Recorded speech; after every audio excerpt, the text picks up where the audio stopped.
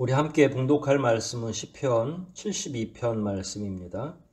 시편 72편 12절부터 마지막 19절까지 말씀을 먼저 교독하고 공부해 보도록 하겠습니다. 시편 72편 12절부터 19절까지입니다. 저랑 한 절씩 교독하고 마지막 19절은 합독합니다. 12절부터 제가 먼저 읽겠습니다. 저는 궁핍한 자의 부르짖을 때에 건지며 도움이 없는 가난한 자도 건지며 저는 가난한 자와 궁핍한 자를 긍휼히 여기며 궁핍한 자의 생명을 구원하며 저희 생명을 압박과 강포에서 구속하리니 저희 피가 그 목전에 귀하리로다. 저희가 생존하여 수고와 때의 금을 저에게 드리며 사람들이 저를 위하여 항상 기도하고 종일 찬송하리로다. 산꼭대기의 땅에도 화곡이 풍성하고 그 열매가 레바논같이 흔들리며 성에 있는 자가 땅의 풀같이 왕성하리로다. 그 이름이 영구하며 그 이름이 새와 같이 장구하리로다. 사람들이 그로 인하여 복을 받으리니 열방이 다 그를 복되다 하리로다.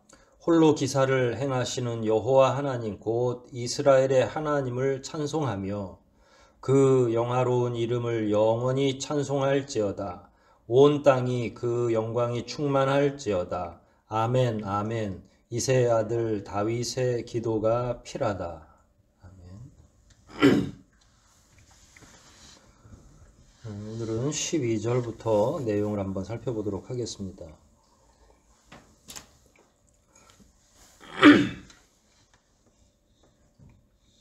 지난주에 우리는 그 앞부분을 좀 살펴봤고 솔로몬의 시라고 말씀을 드렸고 솔로몬이 하나님께 자기에게 지혜를 달라고 1절 보면 주의 판단력을 달라고 말씀을 드렸죠. 이제 그런 내용들로 쭉 진행이 되고 하나님에게 간청하는 것뿐만 아니라 결국은 이제 그런 하나님께 드리는 간청이 받아들여졌을 때 자기가 어떻게 왕의 역할을 할 것인지를 쭉 기록하는 중에 있었습니다. 지난주 살펴본 내용의 후반부를 이렇게 보면 주변에 있는 여러 강대한 나라들이 있지만 그럼에도 불구하고 하나님이 솔로몬과 함께 주신다면 얼마든지 그 지역에서 이름을 높이며 왕위에 있는 그 자리 자체를 혹은 이스라엘을 통치하는 일이 계속 지속될 것이다. 이런 내용으로 왔고요. 이제 오늘은 좀 규모를 축소시켜서 자기에게 주어져 있는 백성들, 자기가 통치해야 할 백성들을 어떻게 통치할 것인지를 하나님 앞에 혹은 백성들 앞에 설명하는 내용으로 읽을 수 있겠습니다. 12절부터 한 절씩 그 내용을 좀 살펴보도록 하겠습니다. 저는 궁핍한 자의 부르짖을 때에 건지며 도움이 없는 가난한 자도 건지며 12절, 13절, 14절 이런 내용이 사실은 하나의 내용이 이렇게 확장돼서 조금씩 분리돼서 나오는 거죠. 여하튼 왕이 된다는 건 자기 나라에 있는 백성들을 잘 다스리고 판단을 하는 거죠. 재판도 가능하고 그들을 가르칠 수도 있고 다양한 방식으로 그들을 통치하게 되는데 그 중에서 제일 중요한 대상이 누군가 이것에 따라서 그 왕이 경건하고 또한 하나님께서 세우신 자비로운 왕인지 아니면 경건치 못한 데다가 하나님이 왕 위에 세운 그 참된 목적을 수행하지 못하는 왕인지 즉 악한 왕인지가 다 드러나게 되어 있는데 사실은 12절로 14절까지의 내용들을 보면 통치의 대상 가운데 누구에게 굉장히 많은 신경을 쓰고 있냐면 여기 보면 궁핍한 자 12절에 궁핍한 자가 나왔고요. 그 다음에 가난한 자 건지고 12절입니다. 또한 13절에 다시 저는 가난한 자와 궁핍한 자를 긍휼히 여기고 궁핍한 자의 생명을 구원하고 또 14절에 저희 생명을 압박과 강포에서 구속하겠다 이렇게 표현하고 있죠. 주된 내용이 궁핍하고 가난한 자, 연약한 자가 대상이 되는 거죠. 어떻게 보면 이건 너무나 다행이기도 하고 왕으로서 왕위에 오르면 사실은 이렇게 하층에 있는 당시의 표현입니다. 하층에 있는 가난한 자, 궁핍한 자들을 상대하기가 어렵죠. 왕이 된다는 거. 그만큼 거리가 굉장히 멀리 떨어져 있는 거예요. 왕이 그 궁핍한 자나 가난한 자를 만날 그 때가 있겠습니까? 왕의 주변에는 주로 어떤 사람들이 있습니까? 나름대로 자기 권세를 가진 자들 혹은 일종의 왕이 통치하는 그 행위를 돕는 다른 장관이 될 수도 있고 직책이 왕을 아련하는 그런 사람들이 주로 왕 주변에 다 있는 거죠. 가난한 자들은 왕을 실제로 얼굴을 볼 수 있습니까? 없습니까? 지금 이 시대도 마찬가지죠. 대통령 얼굴을 뉴스나 텔레비전에서 보는 거지 실제로 보고 싶다고 해서 아무 때나 가서 이렇게 볼 수는 없잖아요. 그러다 보니까 왕의 주변에는 항상 권세 있는 자, 부유한 자, 이미 그 권세를 가지고 부를 누리고 있는 자, 이런 자들이 주로 왕의 곁에 있는 거죠. 그러다 보면 눈과 귀가 왕이 어두워져서 연약하고 가난한 자들을 위해서 무엇을 어떻게 해야 될지를 망각하게 되고 결국은 부유한 자, 권세 있는 자들의 그 조언과 간언에 의해서 자칫하면 궁핍한 자나 가난한 자를 핍박하고 그들로부터 많은 세금들을 거두어서 오히려 다시 부자가 더 부자가 되는 이상한 구조는 예나 지금이나 저는 동일하다라고 생각을 합니다. 왕이 정말로 제정신을 차리지 않으면 가난한 자를 위한 정책을 펴기가 되게 어렵죠. 왜냐하면 왕의 집안에서 나오도록 되어 있죠. 그야말로 아버지가 왕이고 자식이 왕이 되는 건 이 당시에는 너무나 당연한 수순이잖아요. 그럼 언제 가난해 봤으며 언제 궁핍해 봤겠어요.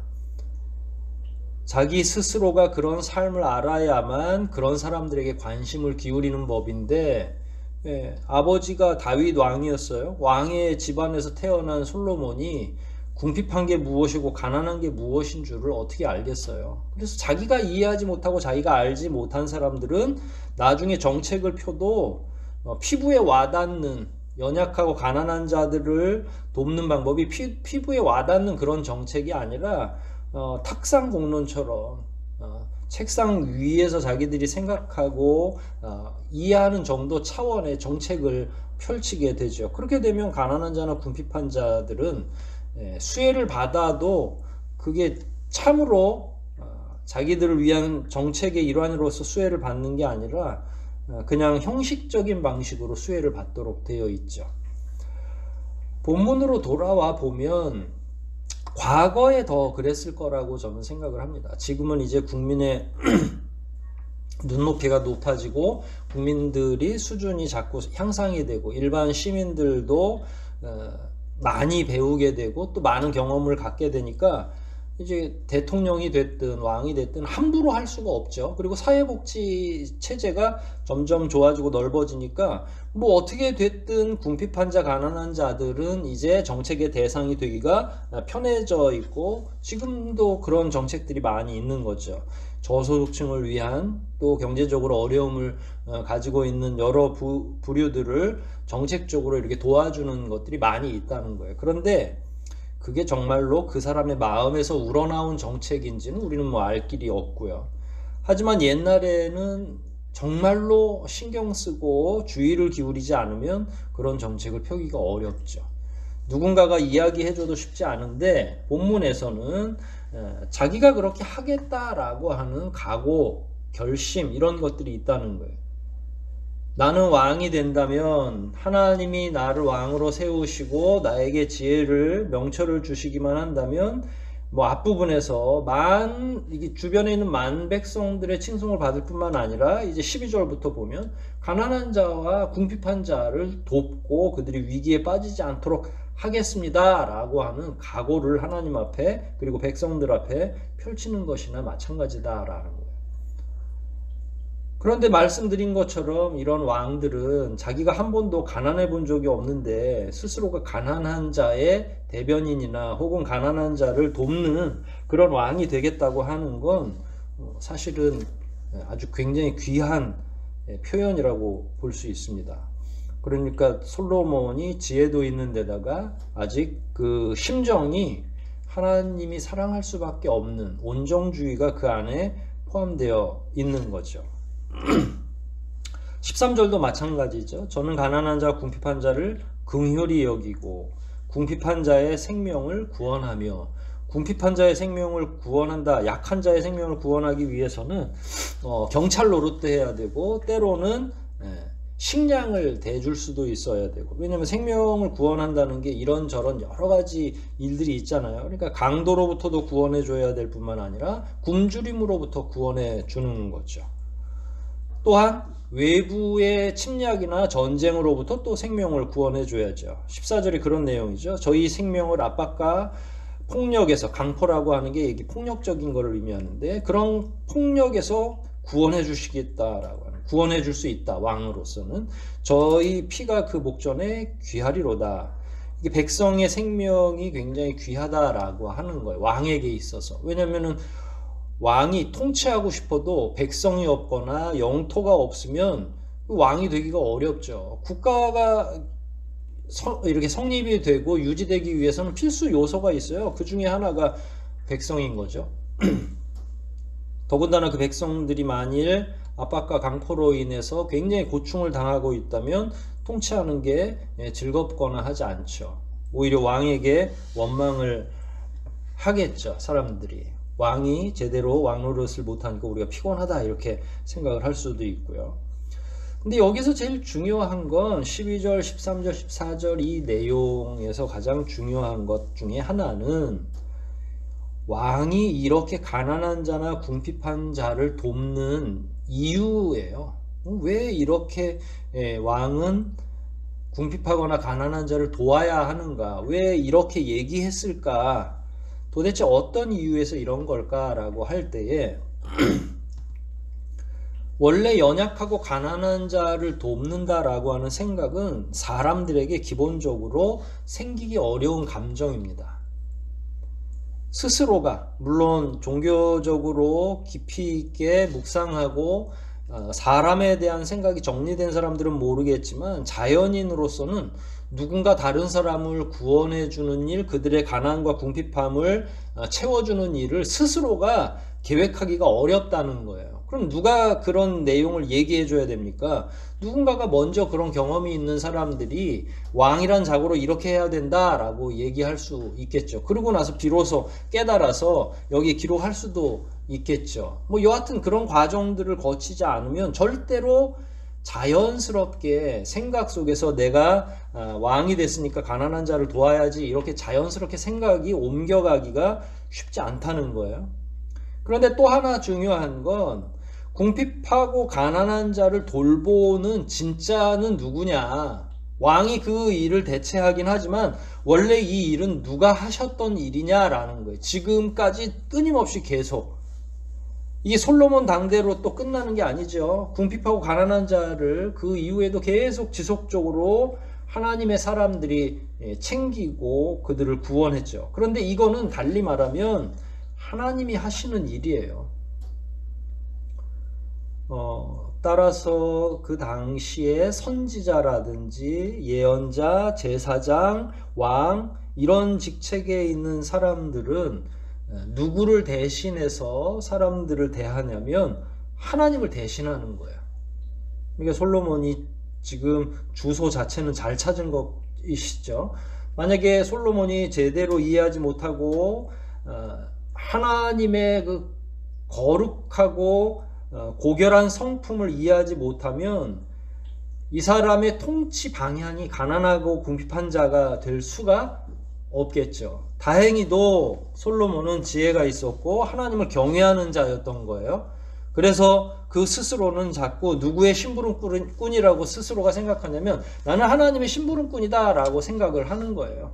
그랬을 때 하나님이 나에게 왕위에 세워주시고 나로 하여금 어떤 일에 더 집중하기를 원하실까라고 되짚어서 고민해 보면 뻔한 거죠. 하나님이 대신 오시지 못하니까 가난한 자와 궁핍한 자, 이 땅에 왕의 통치 안에 들어오는 연약한 자를 하나님 대신에 왕이 통치해주고 궁유를 베풀어주고 그들을 구원해주는 거죠. 그러니까 왕은 누구 대신 한다고요? 하나님 대신 지금 일을 하고 있는 거예요. 그렇게 놓고 볼 때 솔로몬이 아무리 대단한 일을 하고 가난하고 연약한 자들을 살려줬다 하더라도 끝까지 그들을 위해서 뭔가 희생적으로 헌신했다 하더라도 그건 그 마음 속에서 우러나왔다기보단 하나님으로부터 배운 것일 수밖에 없다. 하나님이 그렇게 하라고 말씀하셨고 솔로몬은 하나님을 대신하는 통치자로서는 당연히 그렇게 해야 된다는 걸 알고 있었던 거죠. 근데 이것조차도 굉장히 귀합니다. 왜냐하면 북이스라엘의 왕 가운데 대부분은 왕으로서 하나님이 기름 부으신 자로서 제대로 역할을 감당하지 못하고 폭정을 하게 되죠. 연약한 자들을 더 억누르려고 하고 짓눌러서 고통을 가하거나 하는 그런 왕들이 굉장히 많이 있었고 심지어 백성들의 영혼을 팔아먹는 우상 숭배하던 왕들도 많이 있었죠. 왕은 절대로 그래서는 안 되는데도 말입니다. 그런 면에서 솔로몬은 철저히 하나님을 대신할 생각을 하고 있었던 거고 그게 하나님의 명령이라는 사실을 잘 알고 있었던 거죠. 그래서 가난과 궁핍에 대한 이야기를 계속 이야기하는 거예요. 단순히 왕으로서 자기 백성을 먹여 살리는 것 이런 차원의 고민이 아니라 하나님을 대신해서 하나님이 이 땅에 오셔서 일일이 사람들하고 활동하시는 그런 하나님이 아니시니까 영으로 계시는 하나님을 대신해서 하나님이 하시는 일들을 자기가 이렇게 실현해서 보여드릴 수 있는 게 어디 있을까라고 솔로몬은 되짚어보고 그것에 대해서 본인이 그걸 기꺼이 왕이 된다면 그 일을 기꺼이 하겠다라는 거죠. 15절 보겠습니다. 저희가 생존하여 스바의 금을 저에게 드리며 저희가 라는 건 12, 13, 14절에 가난하고 궁핍한 자들 이렇게 살려주겠다고 그들을 도와주겠다고 약속을 했잖아요. 그럼 그들이 다 살아나서 근데 여기서 생존하여 라고 하는 꼭 그런 사람만 의미하는 건 아니고 백성 전체를 의미할 수도 있습니다. 그들이 살아나서 생존해서 라고 했는데 이거는 이제 길게 오래 산다라는 거예요. 장수한다라는 거죠. 장수하면서 뭘 하냐면 스바의 금을 저에게 드리며 여기 저에게 드린다라고 하는 왕에게 드린다는 거예요. 사람들이 저를 위하여 항상 기도하고 종일 찬송하리로다. 금뿐만 아니라 기도하고 그 왕을 위해서 사람들이 찬송하는 거예요. 그러니까 왕은 연약하고 가난한 자들을 최선을 다해서 돕고 반대로 그 백성들은 그로 말미암아 오랫동안 생존하면서 스바의 금을 왕에게 드리고 이게 물질적인 이렇게 헌납을 의미하는 거죠. 세금을 걷던 뭘 하던 여하튼 지금은 자발적으로 자기들 왕에게 백성들이 그것도 그 전에는 그 가난하고 궁핍했던 그 백성들이 이제 왕을 위해서 드린다는 거예요. 그리고 나서 항상 위에서 기도하기도 하고 찬송을 통해서도 왕을 위로하고 하는 거죠. 12절, 13절, 14절까지 백성의 생명이 귀중했기 때문에 왕은 그들을 도왔고 반대로 그들은 이제 15절에 생존한 상태에서 저기 멀리 스바라고 하는 건 에티오피아 지경 근방을 의미하는데 거기에는 예전부터 금이 많이 나왔다고 해요. 그래서 이 본문을 이렇게 쓴 건데 저희가 생존하여 스바의 금을 왕에게 드리고 사람들이 저를 위하여 항상 기도하고 왕이 된다는 건 본인이 베푸는 거룩하고 착한 정치 혹은 선정 이렇게 이야기할 수 있잖아요. 선정을 베풀면서 동시에 본인만 어떤 시혜를 베푸는 게 아니에요. 여러분 백성들이 사랑하는 왕이 있습니다. 실제로 왕도 깊은 사랑과 애정을 받아야 왕 노릇을 잘하는 거죠. 그런 상호적 관계를 15절이 보여주고 있는 거죠. 그러면 자기는 최선을 다해서 연약한 사람들을 살려내고 그 사람들은 훗날 자기들을 위해서 기도하고 찬송해 주는 역할, 이런 역할들을 감당하게 된다는 얘기예요.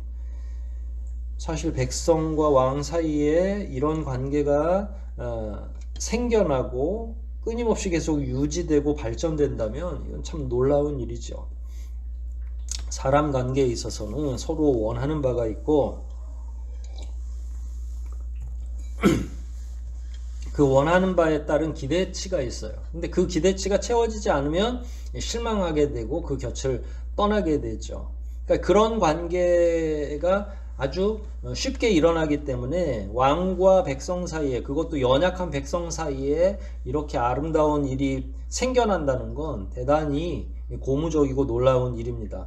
뭐 솔로몬 때까지 이런 일이 있었던 게 사실이라고 저는 생각을 하는데, 그게 어디서 나왔냐면 기도에서 나온 거고, 하나님 앞에서 왕 노릇을 정직하게 하고 싶어 하는 다윗과 솔로몬의 대를 이은 하나님 앞에서의 충성, 그 다음에 왕이 무엇인지, 가난한 자들과 궁핍한 자들을 왜 돌보아야 되는지, 하나님 앞에서 왕은 어떤 존재인지. 사실은 그 당시 근동의 여러 왕들은 본인들이 스스로 신이라고 생각했거든요. 자기들이 살아있는 동안도 신으로 추앙을 받고 죽으면 신이 된다고 생각했던 거예요. 그런데 여기 나오는 솔로몬이나 그 아버지인 다윗 같은 경우는 하나님 앞에 철저히 연약하고 겸손할 수밖에 없는 사람이라는 사실을 알잖아요. 그리고 나서 하나님이 왜 이렇게 궁핍하고 가난한 자들에게 집중하고 있는지도 알게 되는 거고요. 그런 깨달음 이후에 이제 착한 정치를 펼치고, 착한 정치를 펼쳤더니 백성들이 도리어 염려해주기 시작하고 결국은 상호작용을, 서로 주고받거니 하는 상호작용이 긍정적으로 일어나서 그 나라가 점점 살기 좋아지는 거죠. 살기 좋아지는 형태가 뭐냐면 16절이에요. 산꼭대기의 땅에도 화곡이 풍성하고, 이게 화곡이라고 하는 게 곡식을 의미하는 건데, 산꼭대기 땅에 곡식이 풍성하기가, 이게 이제 곡식이라고 하는 건 의도적으로 심는 거잖아요. 자연적인 열매가 막 산열매나 이런 차원이 아니라 논이 됐든 밭이 됐든 거기에다가 씨앗을 뿌리고 거기에서 열매가 풍성하게 열리는 것을 의미하는 거잖아요. 그런데 산꼭대기는 말 그대로 산이라고 하는 제약 조건이 있죠. 아무리 산이었다 하더라도 결국은 나무 다 베어내고 그 나무들 뿌리까지 다 뽑아야만 거기에다 뭘 심을 수 있는 거잖아요. 그랬을 때 여기서 산꼭대기라고 하는 건 가장 인간 세상에서 척박한 환경을 의미하는 거예요. 그런데 그 척박한 환경에서도 하나님과 사람 사이의 관계가 좋아지니까 자연물도 화답하도록 되어 있는 거예요. 그게 바로 화곡이 풍성한다. 그 산꼭대기 땅에서도 곡식이 얼마나 잘 되는지 모른다라는 거예요. 원래 나무도 많고 돌도 많고 바람도 억시고 이런데 거기서 뭐 잘된 들 얼마나 잘 되겠어요. 그런데 여기 내용 보면 하나님 안에서 통치자나 혹은 통치를 받는 사람이나 한 마음 한 뜻으로 서로 선한 것을 주거니 받거니 하면 결국은 그 나라 전체가 풍성한 열매를 맺게 될 것이다 라고 하는 말씀으로 이해하면 되죠. 뒤에도 마찬가지입니다. 그 열매가 레바논같이 흔들리고 성에 있는 자가 땅에 풀같이 왕성하리로다.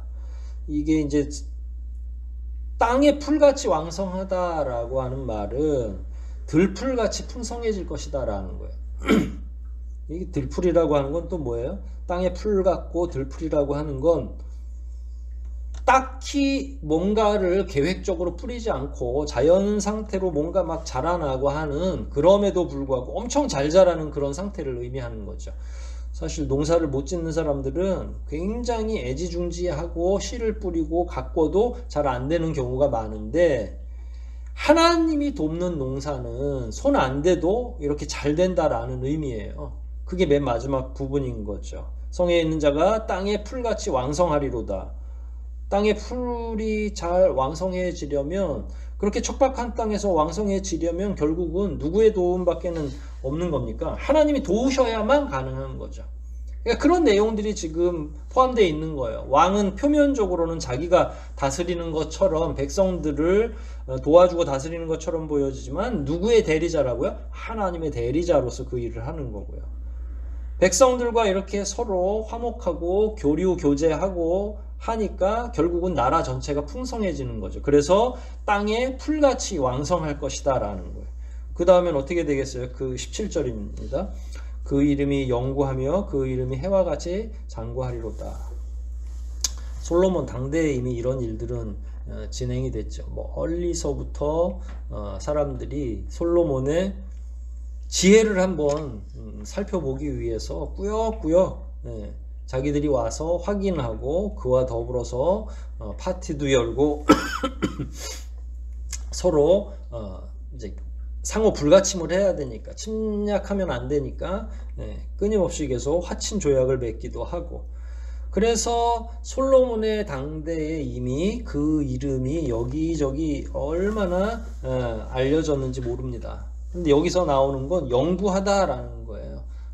이렇게 끊임없이 영원토록 계속 유구하게 지속되는 걸 영구하다라고 이야기하잖아요. 그걸 어디다 빗댔냐면 그 이름이 해와 같이 장구할 것이다. 명성이 쉬질 않는다라는 거예요. 근데 뭐처럼요? 해처럼. 보통 해와 달 그러면 자연물 중에 변하지 않는 물질을 의미하잖아요. 그러니까 결국은 백성들을 사랑하는 통치자 왕은 백성들을 잘 사랑한 덕분에 사람들이 그의 이름을 부르면서 찬양하고 경배드릴 뿐만 아니라 모든 면에서 큰 은혜와 복을 받게 될 것이다 라고 하는 거예요. 그 열매도 얼마나 풍성한지 모를 정도로. 그리고 들풀처럼 막 자라난다고 했으니까 심거나 뭐 가꾸지 않아도 얼마나 그 장사가 잘 되는지 신이 날 정도가 된다는 거죠. 그게 이제 17절에 연결되는 내용이고요. 사람들이 그로 인하여 복을 받으리니 열방이 다 그를 복되다 하리로다. 모든 민족이 그를 통해서 복을 받는 거예요. 그건 뭐 하나님을 의미하는 거죠. 결국 하나님이 주도하셨으니까. 17절의 이 내용은 어떻게 보면 왕의 이름이 영구한 건지 그 분간이 안 되지만 왕의 이름이 영구한 거예요. 장구한 것도 그렇고. 왜냐면 하나님은 원래 이런 표현을 하나님에게 쓸 필요가 없죠. 하나님이야 뭐 스스로 영광을 거두시는 그런 분이시니까.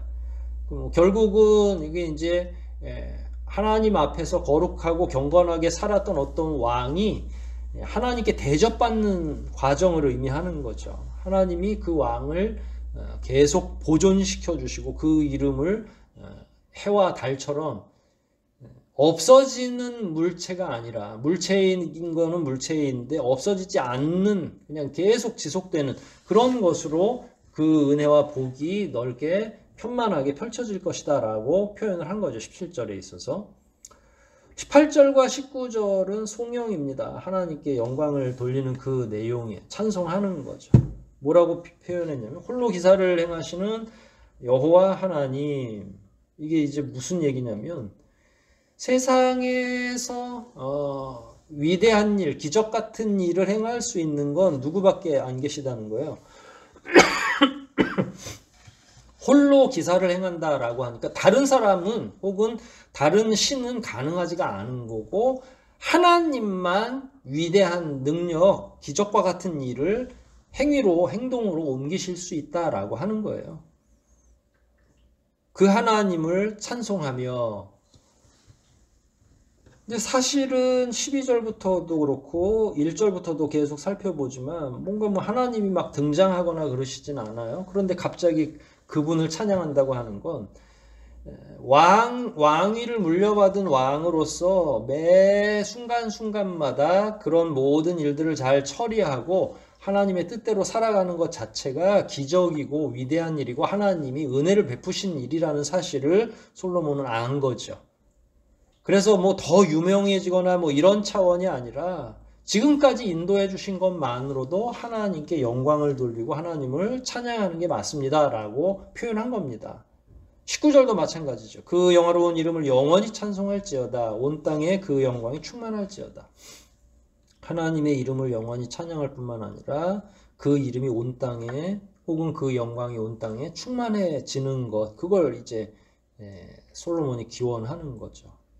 뭐 이거야 어떻게 보면 당연한 일이라고 생각하지만 실제로 왕이 되면 다 자기가 잘나서 자기의 권세로 자기가 가지고 있는 어떤 능력으로 백성을 잘 다스리고 하는 줄 착각하게 되죠. 직급이 높을수록 그런 위험성이 많이 있습니다. 왜냐하면 많은 사람들이 그 왕을 충성스럽게 떠받들고 있기 때문에 그래요. 그러면은 잠깐 이 바른 정신이 사라지겠죠. 그래서 마치 자기가 잘나서 이런 칭송받는 왕이 되는 줄 착각하죠. 그러나 솔로몬은 그렇게 하지 않고 하나님이 그렇게 하셨다라는 걸 다시 한번 말함으로써, 그래서 송영으로서 마지막 18절과 19절에 그 이야기를 넣은 겁니다.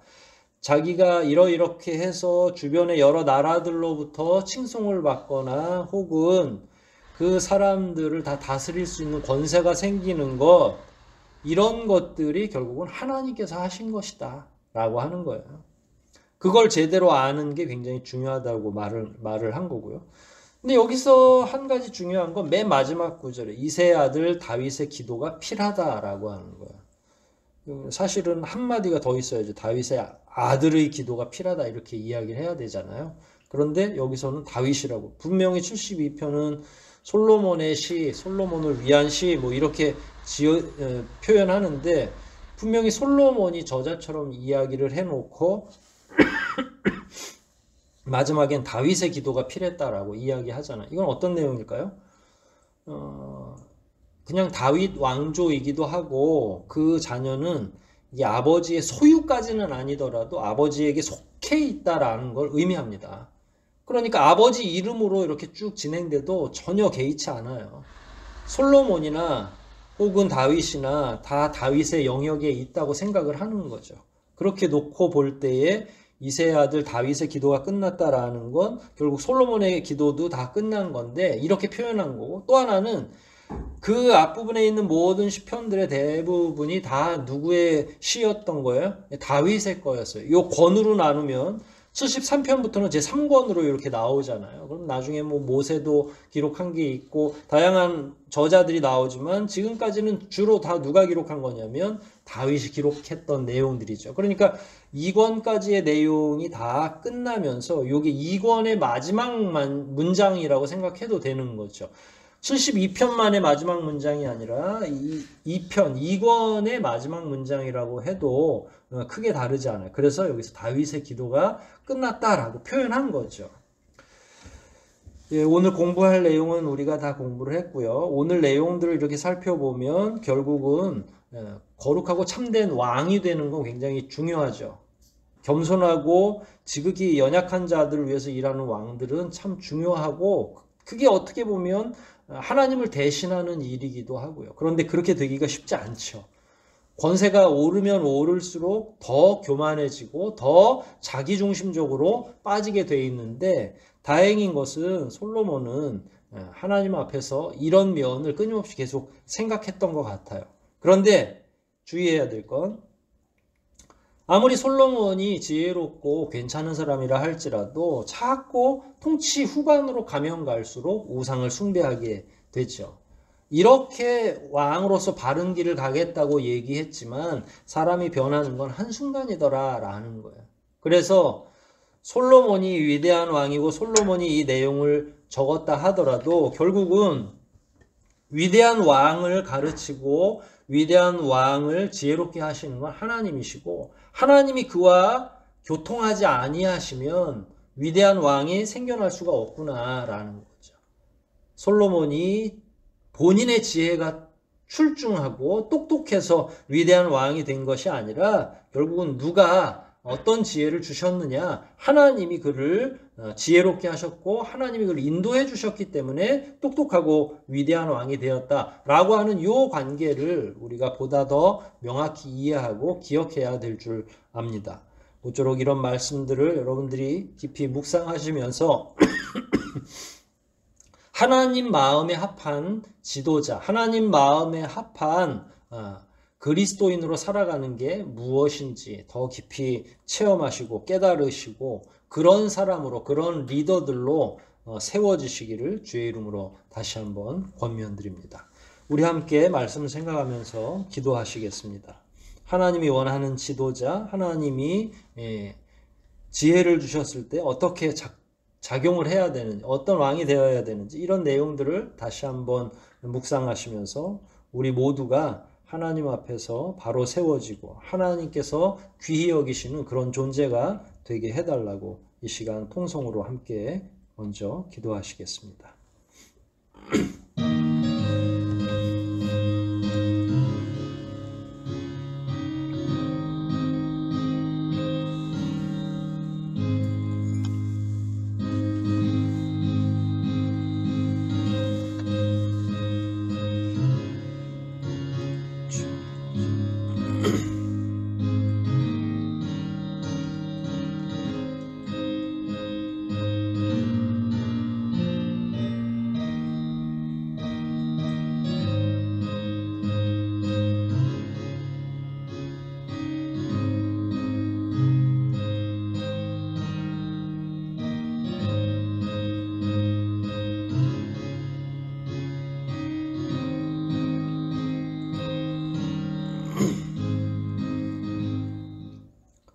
하나님 아버지 감사합니다. 오늘도 솔로몬의 시편을 통해서 과연 하나님을 대신하여 이 땅에서 가정을 돌보고 또한 교회를 돌보는 지도자로서 어떻게 살아가야 되는지, 과연 하나님께서 원하시는 리더들은 어떤 생각으로, 어떤 태도로, 어떤 자세로 살아야 되는지를 배우게 하시니 감사하옵나이다.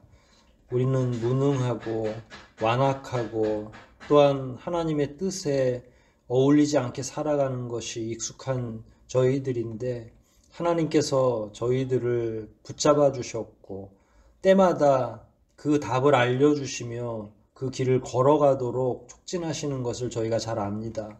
마지막 때까지 오직 말씀에 근거하여 하나님의 요구대로 살아가는 저희 모두가 될 수 있도록 도와주시고 지혜와 명철로 함께하여 주시옵소서.